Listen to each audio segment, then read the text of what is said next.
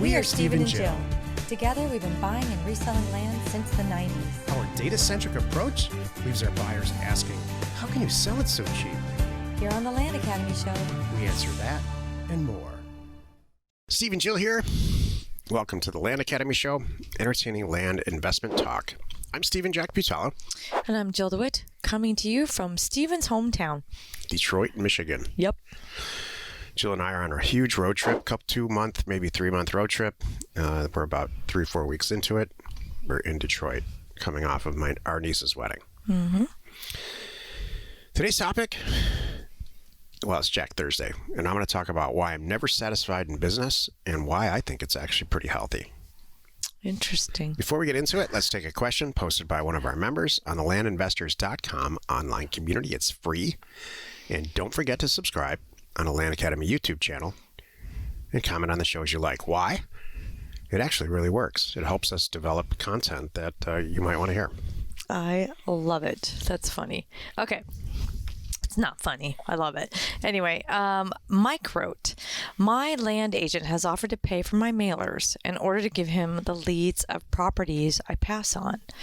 Anyone had that presented to them before? I actually think that's cool. This is the worst idea I've ever. Why? Well, yeah, now you're in bed with the guy, and he's going to weigh in on all the stuff and whose phone number goes on it, and keep going. Continue, and then so on and so on and so on. Hey, that's my deal. I did all the work. Yeah, but I paid for the mail, and we didn't get the yield out of it. Mail, and you bought this property without me? I paid for this mail. You bought this property without me. You made $38,000 and didn't get me involved in this deal. I could have sold that for $68,000. I'm never going to be your partner again. Screw you. That's how that ends. Okay. All right. Thank you very much. And that's me trying to really put a lid on it. Oh. All these side deals that you do and these handshake deals almost never work. You really want to, if you're going to get in bed with somebody, get in bed with them like Jill and I. And, be their partner. Thanks. Or do a deal together. Like, my favorite thing. Yeah, I get it. So he gets the leads. I mean, I got to say, kudos to the guy for thinking of this. Because he knows that there's properties they're going to pass on. Why doesn't he just do his own mailer? Well, you know what's funny about that? That comes up over and over and over again with a lot of the buyers that I deal with. Like, because they're going to buy the property and then do something with it. I'm like, you realize you're paying me as a middleman for you to now go sell this on terms or whatever you're going to do. You could have done this. They're like, yeah, but I don't want to. Okay. No, they don't want it, and that's okay. They just want it spoon-fed. Yeah, I'm happy with that. Yeah, and trust me, too, by the way, it's been a while, but I would had several real estate agents in the past that we were doing, just back when we were really big doing some House Academy stuff, and they knew that I bought land, right? And so when they would get any kind of a land deal, they just call me and say, hey, this guy wants to sell it, and I don't want to sell it for him, but I know you buy it. Here you go. I'm like, hold on a moment. Why aren't you buying this? Like, no, I'm just not a land person too. They just would pass things off because it's not their thing. They don't get it. And that's fine. I appreciate them picking what they do and owning it. Today's topic, this is Jack Thursday, and I'm going to talk about why I'm never satisfied in business. This is why you're listening.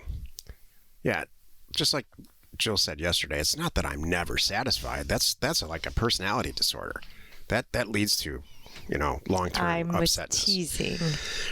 But being unsatisfied about your own performance as a land investor and being unsatisfied about that perpetually causes, in my opinion, habitually and perpetually causes you to be better, to get better at it constantly, to constantly improve. This topic came up in one of the last get-together meetings that we had in the last career path, and there was one specific member who said, no, I'm not satisfied. Actually, it was the last call, the last advanced member career path alumni call. We spent an hour on this. Why we're never satisfied, and my first gut reaction was, this isn't right. And then I really started thinking about it. I have never been satisfied at work, whether it's with my boss, how much money I make. Even now, we do great. We're on the road. We're having a blast. Our life is awesome. And I'm like, yeah, but we could probably do something. We just had a meeting about launching another product. So a Jack and Jill type product, and we're always trying to do something new. So think about it this way. Every time I think about not being satisfied when it comes to business, I think about political activists. And forget about the right or left. I'm just talking about anybody who wants change. I don't care in what realm it is, or anybody who wants things to stay the same.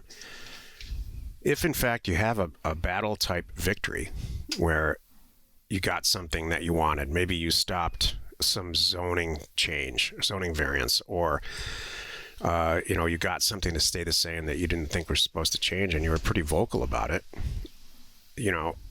Are you going to stop there? No, it's just one tiny little notch in your belt. That's all it is. Just like I hit my goal this year of buying and selling land, and I made the amount of money that I was in my budget. No one ever says, well, my budget's good, I'm going to keep it the same. No, you say, I can do better. I've worked these kinks out. I don't have to answer my phone anymore, or whatever it is. I found a better business partner to do this stuff I don't want to do. So you reset the budget and you do better. So I don't think that you should ever really sit back and say, pat yourself on the back and say, this is great. I'm doing great. And I'm not going to change a thing. I'm going to do the same thing next year. I think some people do that, though, by the way. I know. And they're very chronically upset people. They get upset like, well, we had one long-standing member. I'll never forget it. And he was very vocal about it for a while. I keep sending this mail out to the same place, and I used to buy 32 properties every time I sent out 10,000 mailers. Now I only buy 28 properties. And then the last time I did it, I only bought 24 properties.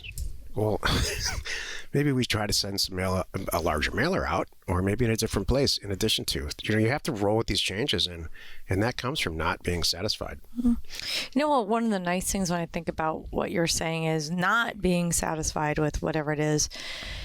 If you can be your trigger to be motivated to make a change. Is that what you're thinking? Yeah, okay. Absolutely. And I'm in a perpetual state of dissatisfaction with business. Though you don't want to walk around like that. Let's just say. I know you were going to have a lot to say about yes, this. So I understand and I agree with the concept. What I don't want is to walk around going, oh, he's never satisfied. Don't even worry about it. He only got mad at you for that. Well, you should have seen what he did on Tuesday. This is a risky, exactly. It's a risky title to an episode. And it's a risky discussion. Just hear me out here. Okay. If you're never satisfied with your wife's behavior, that's really, really bad. Why'd you pick wife? If you're never satisfied with your child's performance in school, thank you. That's not good. That means you have a problem. If you're not satisfied with your own performance because you want to improve it, that's good. That's healthy. That's how we grow. If you're not satisfied with their caloric intake, then you can do something about it. Well, because you can only change you, which is true. You can't change everybody else. So, yeah, and if you're not, and you can't expect other people to fall in line according to what you think. That's your problem, right? Theirs. So, if you're not satisfied in your business, you've got to change something about how you're doing it, and or learn to accept whatever it is, kind of thing. If you can't change it, because some stuff you can't change. Here's an example. Several people, there was a group of people that were so dissatisfied in this country because of the fact that women couldn't vote that they changed it. True. And they changed it, and women got to vote. And do you think they said, "Yep, we're done"? Good.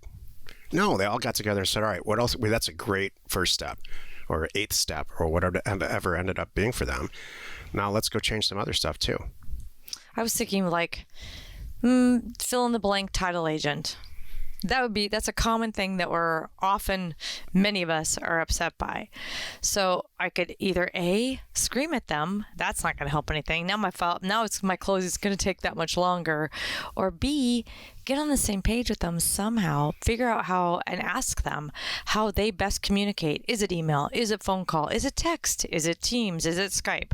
How best can I communicate in your way to get this stuff done?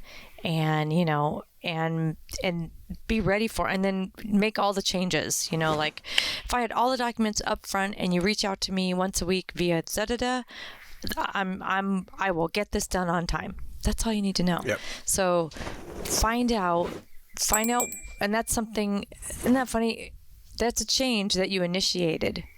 Isn't that interesting? So Constant improvement. So I could have called this, here's the root of constant improvement, dissatisfaction. But that's confusing. It is. Yeah. Being not satisfied with your own performance is really healthy, I think. Ask any athlete, after they won the Masters, how'd you shoot? Oh, I think it was the best round of golf I ever played. No, they're never going to say that. That's true. That's kind of funny. They're going to say on hole 2, I thought I lost the whole thing. Or, I have a lot to work on next week. I'm glad that I won this, and I'm going to enjoy this today with my family and everybody I work with. But next week, I'm going to be out there trying to do this better. Oh, so I'm sorry. So the topic should have been how an investor is just the same as a professional golfer. I like that. I don't know. I'm just kidding. I know. Jill tries to make a sunshine version of everything, and I don't. Well, and you're just going to have to not be satisfied about that, are you? The show would be boring if we were happy all the time. Maybe it is boring. Would it now? I don't know. There's a podcast I used to listen to a long time ago. It was called The Happiness Project. And I listened to 1 or 2 episodes. It was bright yellow. I don't know if it's, you know what? I'm going to go look it up. I'm curious if it still exists. They didn't ask me to be on that show. No, they did not. Happy you could join us today. 5 days a week, you can find us here on the Land Academy Show. Thank God, it's Jill Friday tomorrow, and she's going to talk about how she loves everything about your land, but the price. Yep. And I'm gonna update you on the Happiness Project. I hear Jill say this all the time. I love everything about this deal, but the price. Yep. Happens a lot. You're not alone in your real estate ambition. Yeah, I do that a lot. And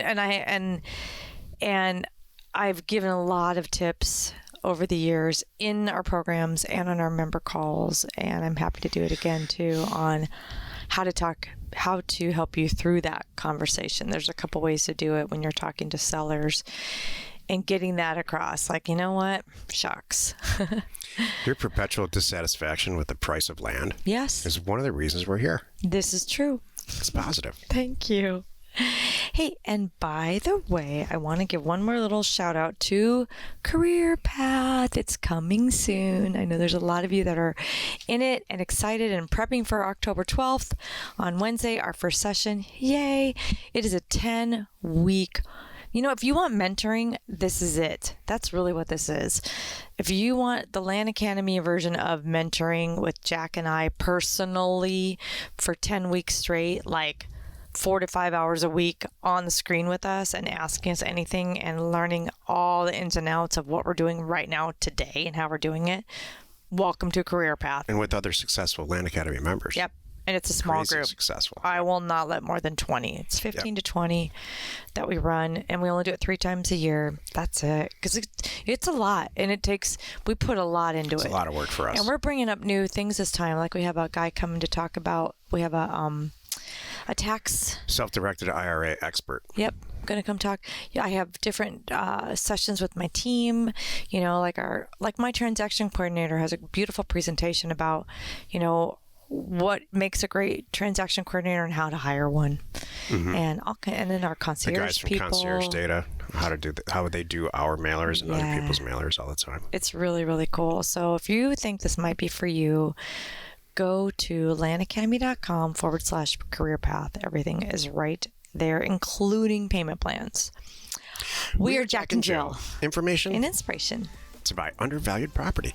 We hope you find our content valuable and we appreciate your support. If you have not already, please check out our channel and hit the subscribe button. And your comments and suggestions help us to create the content you're here for. Hitting the like button helps to support our channel's algorithm and gauge your interest for future shows.